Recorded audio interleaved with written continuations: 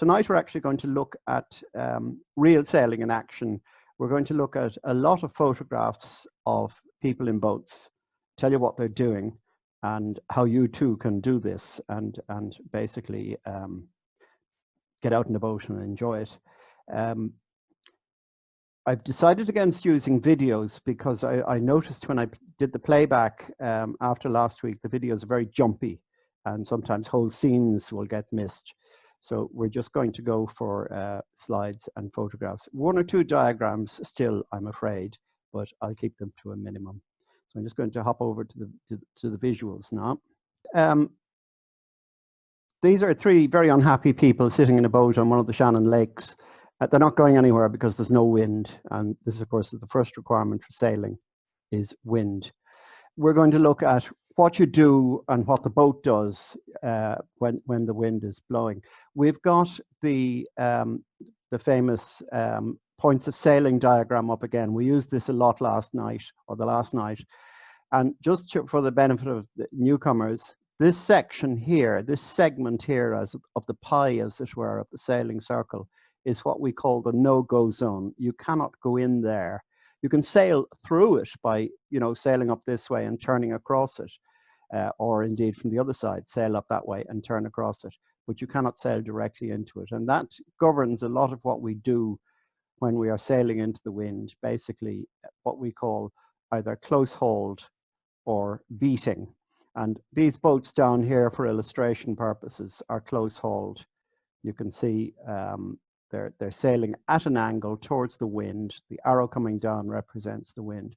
Other boats are sailing at different points of sailing, and we'll look at those now in a minute. And also, indeed, look at what people do in the boats to help them in this process. And I'd like to start with this photograph. It's one of my favorite sailing photographs taken by my wife, and it's a picture of Sam Shields and Con Bissett in The Mermaid. They sailed very competitively together. And I want you to look not so much at the sails or their position or anything like that, but at Sam's fingers on the tiller extension. He's holding it almost between thumb and forefinger, very lightly. And the reason for that is that he's got a very, very well balanced boat. The sails are perfectly set. They're balanced relative to each other. There's no pull on the tiller one way or the other, which might indicate an imbalance. If you're sailing along and the tiller is pulling away from you, or you have to keep pulling it to stay on course, you will probably have some problem with your sails, the way they're set. Very minor problems. A question of just, adjusting the ropes that control them. And this is one of the ropes. And you can see Sam has the other end of this rope. If you can follow my pink cursor in his other hand. When he pulls on that rope, he pulls the sail in closer to him. When he lets go of that rope, that boom and the sail swings away from him. Very simple control. Similar control which Con here will be using on the jib. And you can see the jib rope there, or the jib sheet as we call it. We never call anything by its sensible name. A rope leading to a sail is called a sheet. But we call it the jib rope for the time being, the jib control rope. So those two sails are perfectly balanced. There's no pull on the tiller. The boat is almost sailing itself. Now, you'll always need to be trimming the boat in terms of steering, little movements, almost imperceptible to keep it on course.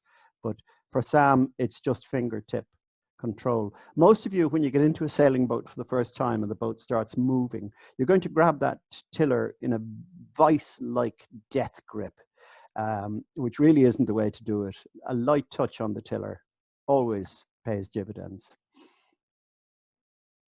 One of the ways you can get an imbalance in the sails is if one sail is too tight relative to the other, or indeed, for sake of argument in this particular diagram, we've let one sail go and it's fluttering. It's the jib in the top diagram.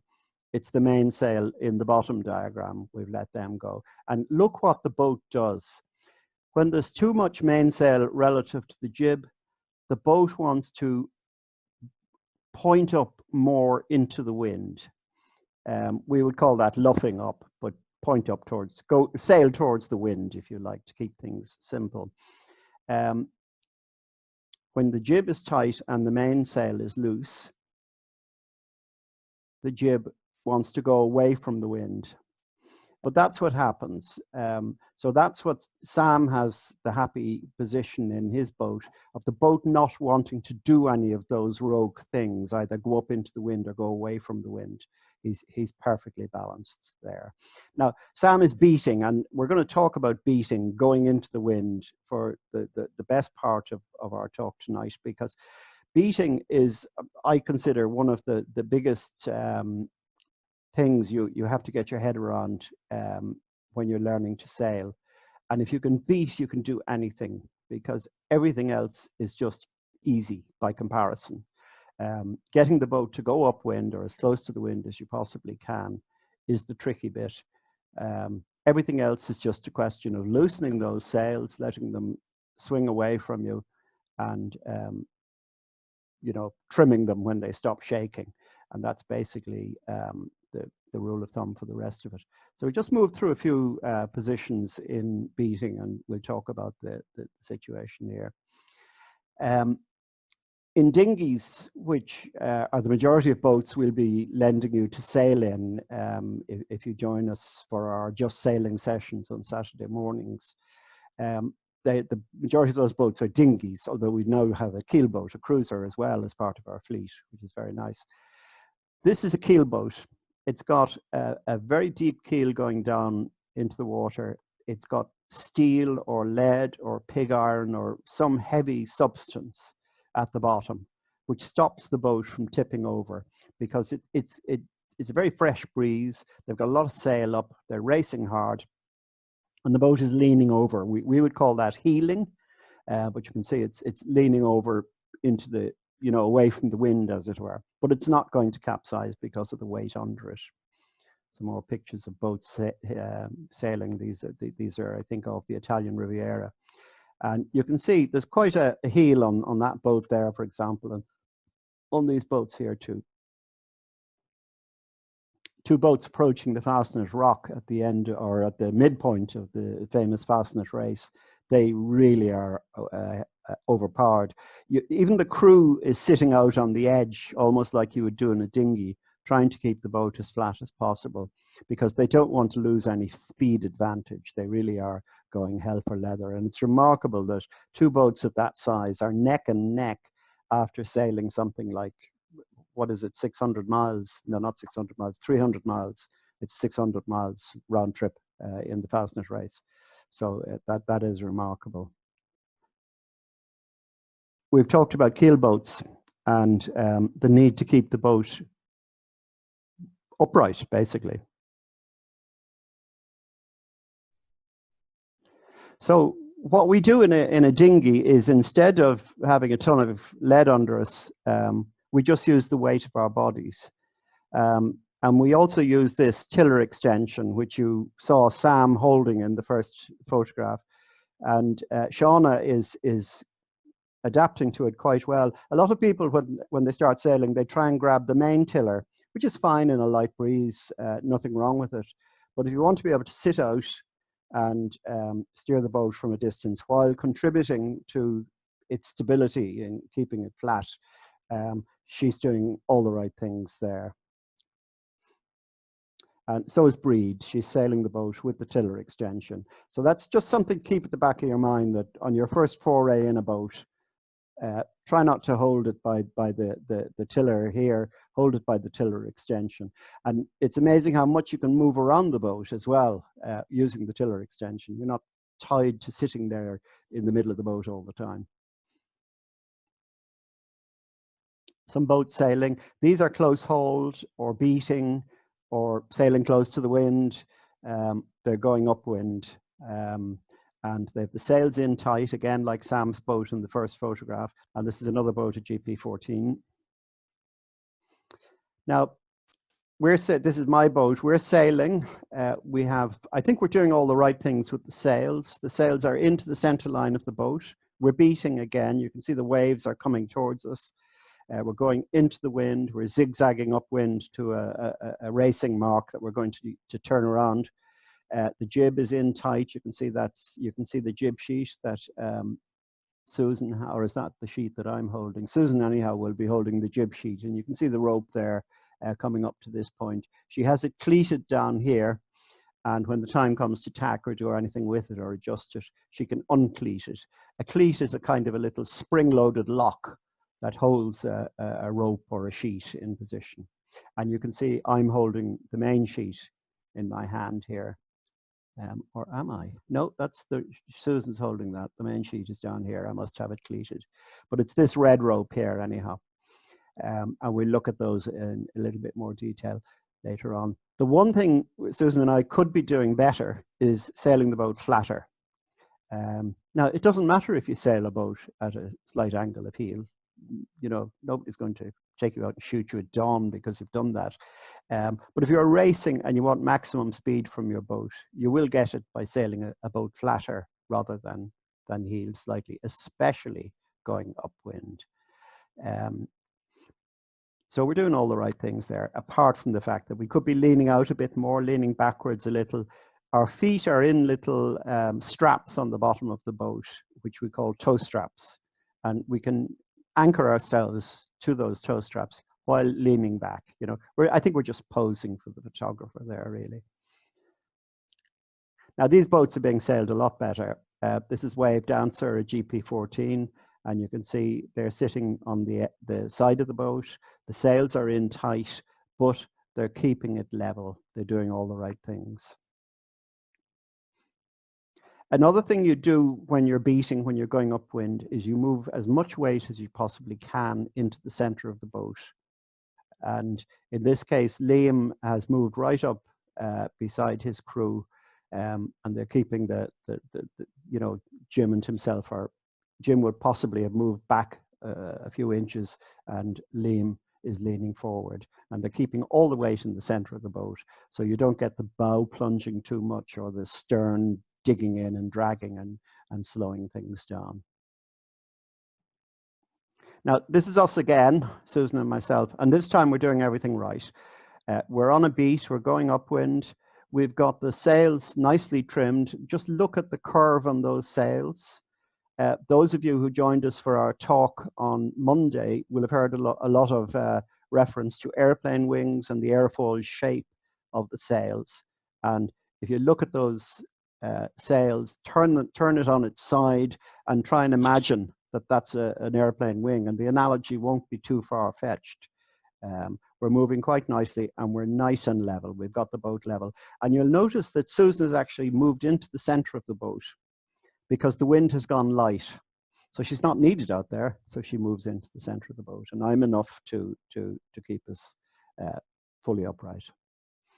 That's the thing, incidentally, about crewing on a boat, is you will be asked, if you're crewing for somebody, you'll be asked to sit inboard at times, or you'll be asked to sit out, as I'm doing on occasion, depending on the strength of the wind. Again, we're fallen back on our bad habits. Beautiful set on the sails, but we're letting it heel too much. Very breezy evening, though. You can see there's quite a wake of white water coming out from the side of the boat there. The jib can also be used to slow you down, which is a rather interesting thing. And if you look at this cruiser approaching the start of a race, this is the start mark, and back here is where the crew of the committee boat will be based. And if you can imagine a line across there. Now, this boat is approaching the line, about to start, and it suddenly realized that they're going to be a bit early. They're going to cross the line before the gun goes. So they freed the jib, and that will slow the boat down quite dramatically. Again, one of the things you'd have learned last Monday night is that the jib and the mainsail work together. And when they do work together, they help the boat go quite fast. So they've slowed it down by reducing or by letting it flap. You can see it's just flapping away there. It's not working fully. Now they've pulled it in and they're racing away and they've crossed the line and they seem quite happy. Some mermaids also starting a race. Again, all 5 of them beautifully trimmed sails, you know, sails pulled well in, but not too far in, and beating away, sailing quite close to each other, and very close to each other in speed as well. I'm sorry so many of these photographs are pictures of people racing. Racing might not be your thing, but it's where we get the best photographs, to be honest, you know. Again, this is Liam O'Callaghan, who is our Commodore.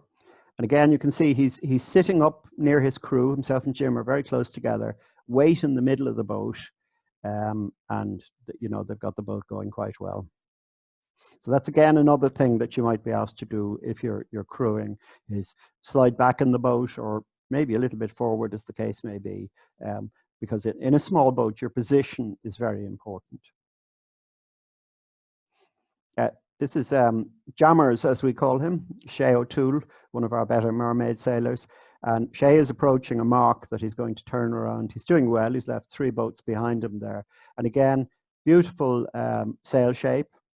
And a thing again, which we touched on Monday, is the use of the telltales, little pieces of wool or plastic, which stream with the wind, and you can just barely see them here. I'll close in on that now in a second, let you have a closer look. And they tell you quite a lot about the performance of your sails, especially your jib.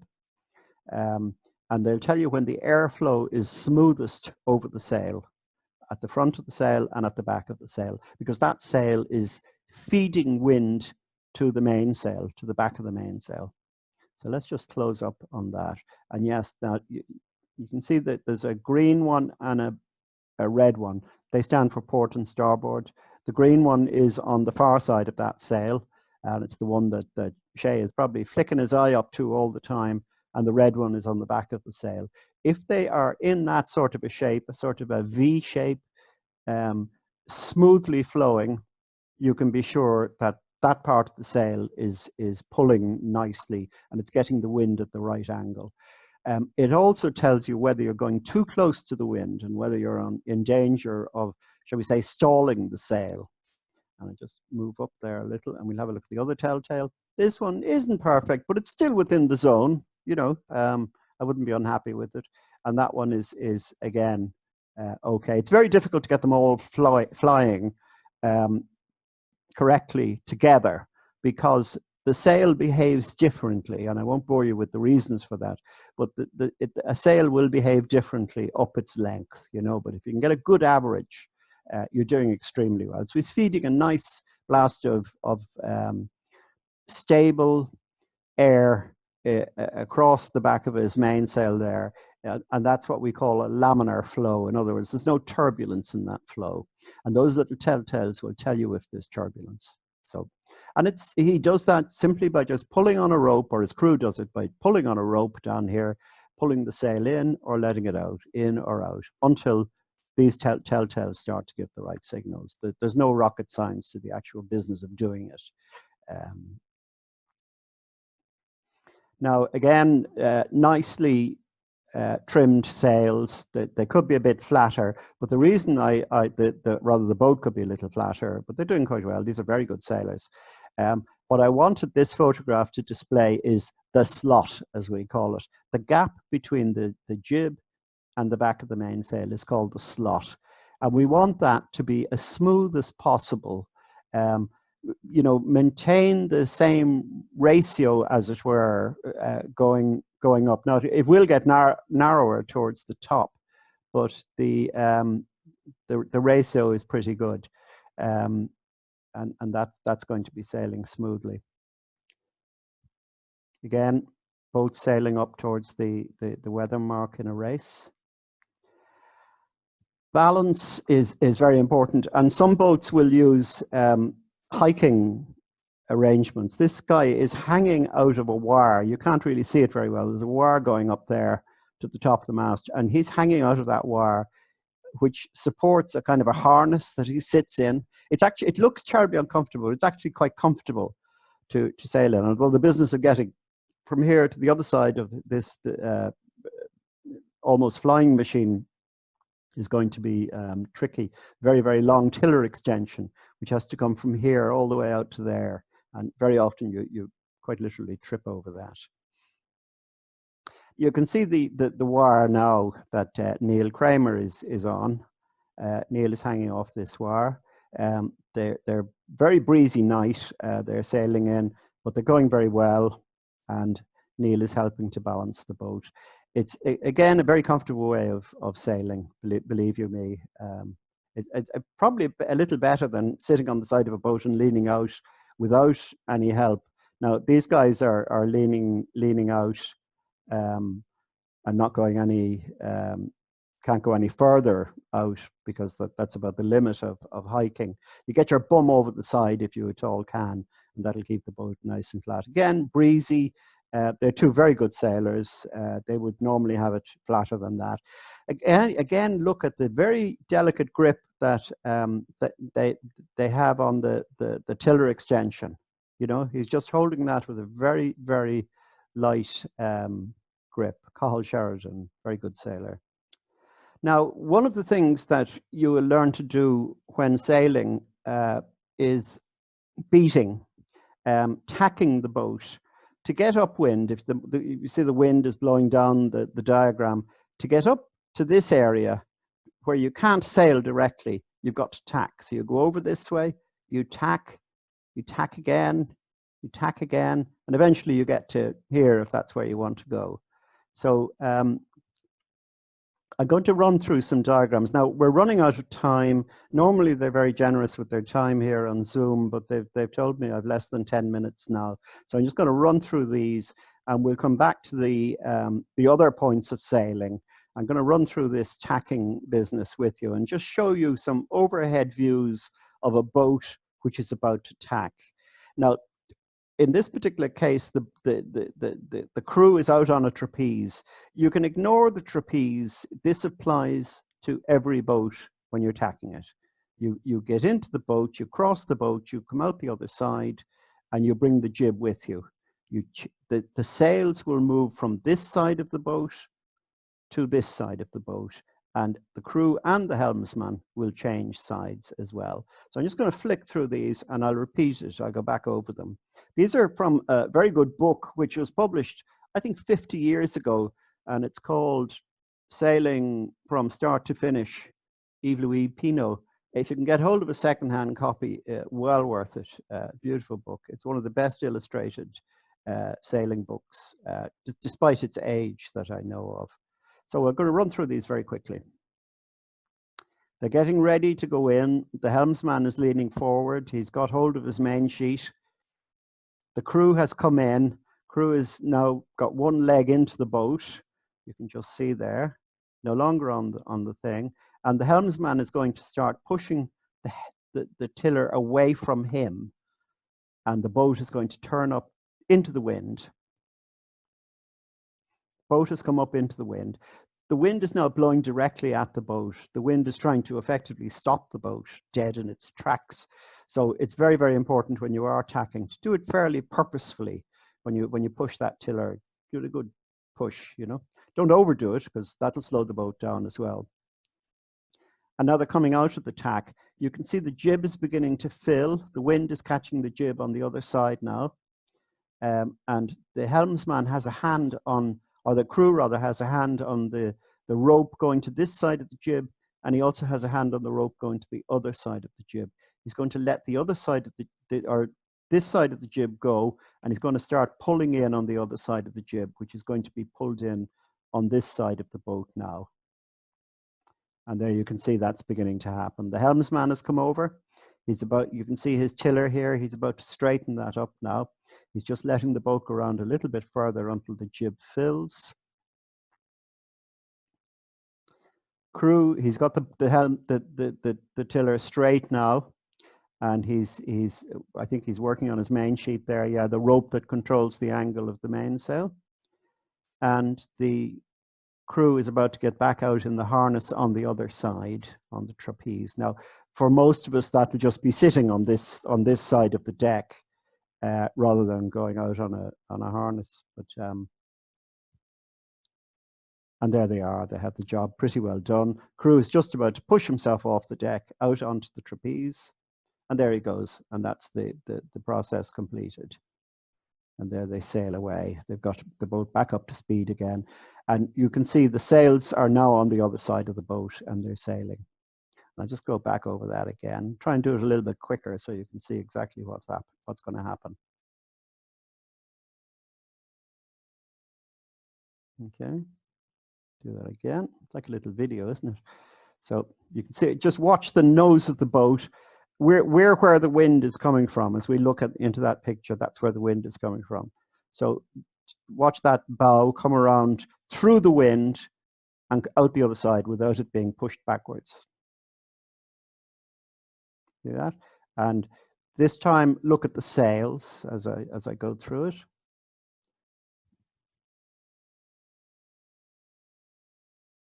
So the sails went through there. Now, so I'm going to leave it at that rather than get on to the other points of sailing, which we can probably do another day.